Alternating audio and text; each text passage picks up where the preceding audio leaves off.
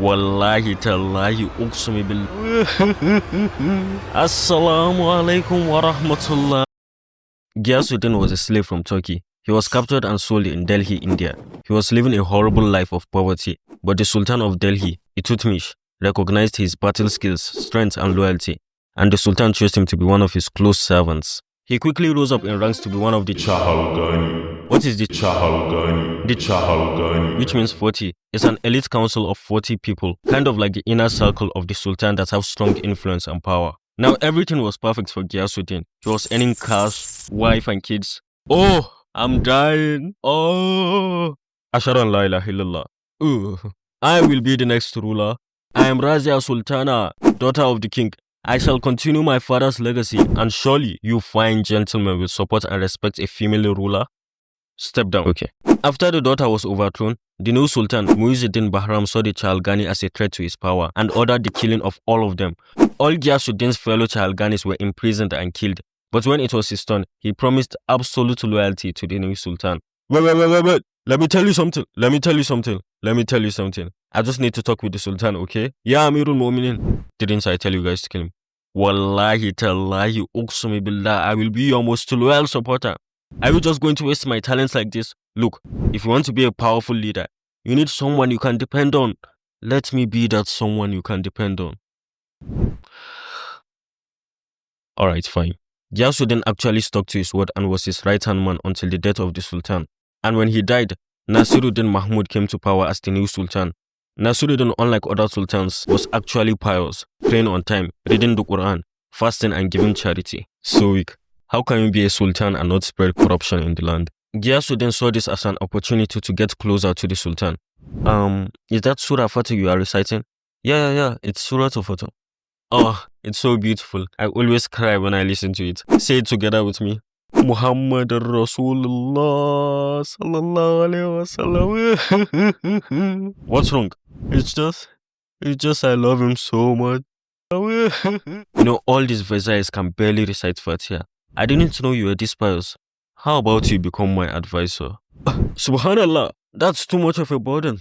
I think you can. Okay. And just like that, the Sultan became a puppet and Ghiyasuddin became the de facto leader of Delhi.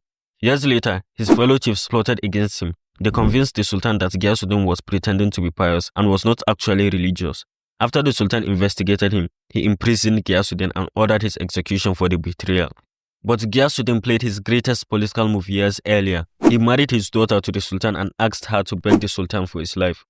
Assalamu alaikum wa rahmatullah wa barakatuh. Dad, how are you, my daughter? It's been a while, huh? What do you want this time? I'm currently imprisoned and scheduled for execution in the next 3 hours. I need you to convince the Sultan to call it off. How are you imprisoned? Inna lillahi. You know what? Never mind. I'm tired of your stuff. Are you really going to let your old man die just like that? I remember when I used to change your diapers. Yeah. That's how you used to cry. Yeah. Right, fine. Hey, I need you to stop the execution of my dad. I will never do such a thing. He betrayed me for years. I don't care if you leave me or not. I am not doing that. Please. And just like that, Ghiyasuddin was spared. And when he returned, he was given even more power. He had escaped execution for the second time. But very soon, he will get closest to death. After being the de facto ruler for over 20 years, Ghiyasuddin saw his chance to take full control when Sultan Nasiruddin Mahmud died without an heir. The nobles and chiefs saw this as the only opportunity to get rid of Ghiyasuddin ASAP. They had a secret council, got their assassins ready, and everything was going to plan. But Ghiyasuddin had spies everywhere and he knew about their plan. Ghiyasuddin stormed into it with his personal army and ordered the execution of all the nobles. The few remaining nobles had no choice but to submit. Once in power, Ghiyasuddin made sure that no one else could do to him what he had done to his predecessors. His 21-year reign was marked with absolute authority and ruthless suppression of opposition.